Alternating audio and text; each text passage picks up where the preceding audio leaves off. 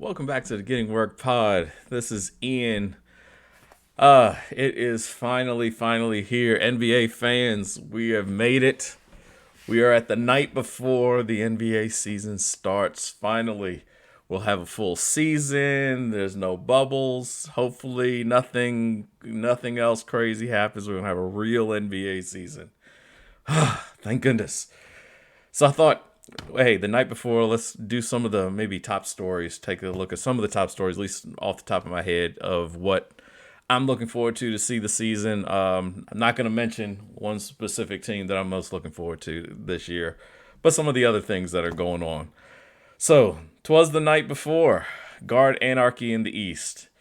Oh my goodness, what is Philly and New Jersey? Well, I was gonna say New Jersey. See, it's still there. Brooklyn, the Brooklyn Nets. They at this point probably like to move back to New Jersey because hey, I think Kyrie could play then, couldn't he? So Kyrie, of course, you've probably heard about it. I did a video on it earlier as well. Kyrie is still being Kyrie. Ben Simmons, Ben Simmons is back in Philadelphia. He is quasi practicing with the team. He flew in. It was one of the more uncomfortable videos I saw earlier. With he was in with the team huddle, and it was just him kind of walking around as the rest of the team kind of huddled, rally, and he was there. You could tell that this is a very uncomfortable situation. That I'll be stunned if they make it till Christmas with the way that is looking like it's going to break down.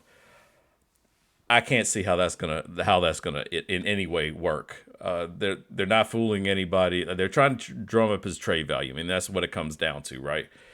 He's trying to get his money. They're trying to get a good trade value back for him. The faster that can be over, the better. It'll be the better for everybody. It'll be better for him. It'll be better for the team. It just needs to end. It'll be better for the NBA, quite frankly, so that we can focus on basketball and not drama. After that, the NBA foul rule changes. Yeah, we're looking at you, Mr. Harden, Mr. Young. I laugh because it seems like the best defense against the Brooklyn Nets has been everything outside of actually on the court stuff. You got the point guard that's doesn't want to play because he doesn't have the vaccine, et cetera, et cetera. He doesn't feel he should play, blah blah.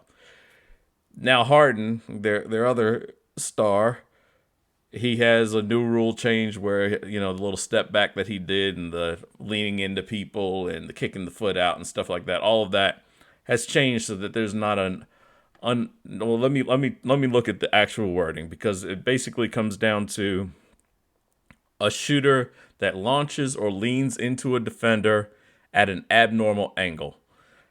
We've all seen it. We've all seen where you pump fake, the guy goes up in the air over here, and suddenly you're over, you're shooting and you're leaning over here trying to take the shot.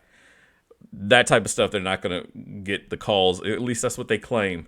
It's one of those things that I wonder if it's going to be around until the new year. This is a big deal now. We've talked about it over the summer. Trae Young, of course, is very notorious. He tends to try to run. He'll run by the guy and then he'll kind of jump backwards into him when they're trying to chase him over a screen, stuff like that.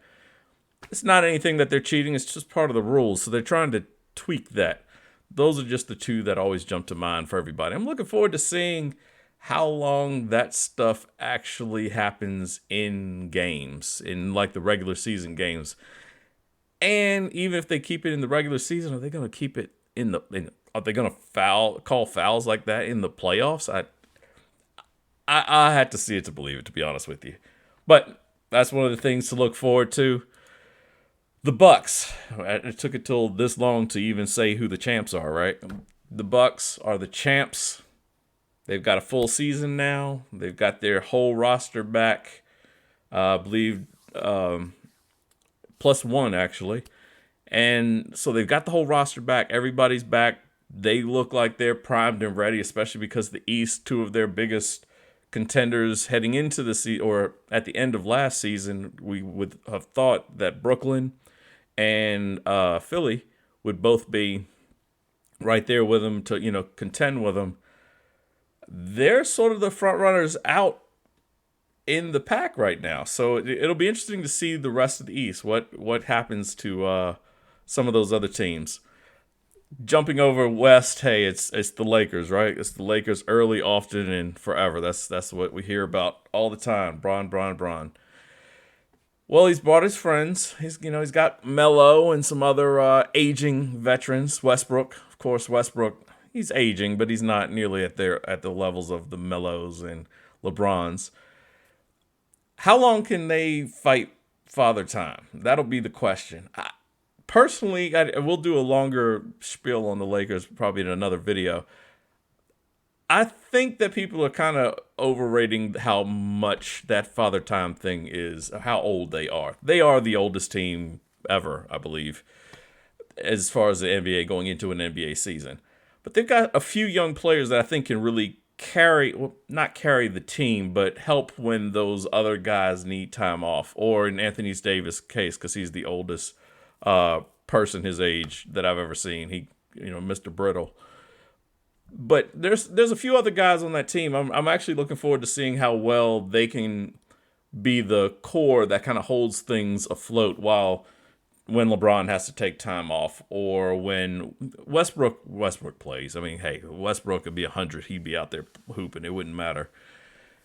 But when Anthony Davis will play at least take off his regular 30 games or so. Those guys, Melo's not. Carmelo Anthony he's older. He's very much older. They're not looking for him to do much in the regular season. If he played 50, 55, maybe 60 games, it's more than anything that they're looking for him. They're waiting for him in the playoffs. All of these guys are just waiting for the playoffs. But guys like Monk or Nunn, or Tucker, any of those guys that have. Those are kind of the three that I'm really looking forward to seeing how well they do, how much of a role they have. Because really and truly, I think they're going to be the key to how high or low the Lakers finish and how tough a road they have come to playoff time. So there's that. And then they're the new contenders. We were talking in the East that the Bucks are kind of out in front.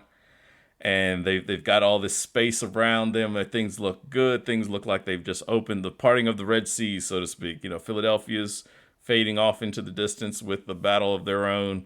Brooklyn over here has their own issues. It would look like clear sailing, possibly, for the Bucks in the East. Maybe Miami has something to do with it, or something to say about it, rather. Maybe that team in Chicago has something to say about it. Maybe a team in Atlanta has something to say about it. But it's going to be really interesting. The East is at a different level than it used to be. East is least and all the other jokes that would go along with it.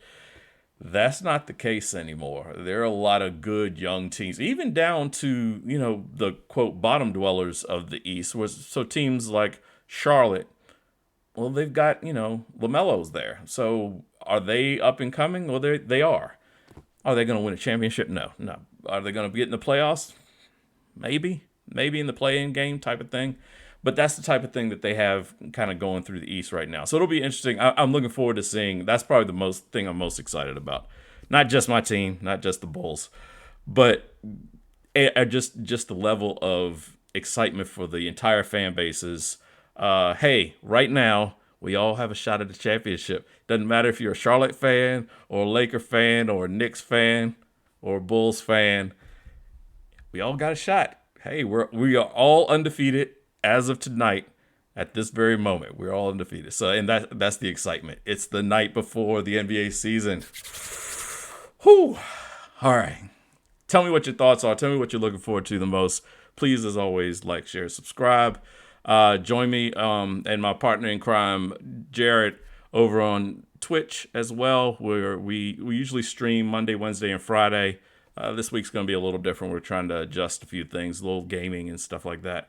So, but yeah, let us know in the comments below what you think, and we'll see you tomorrow.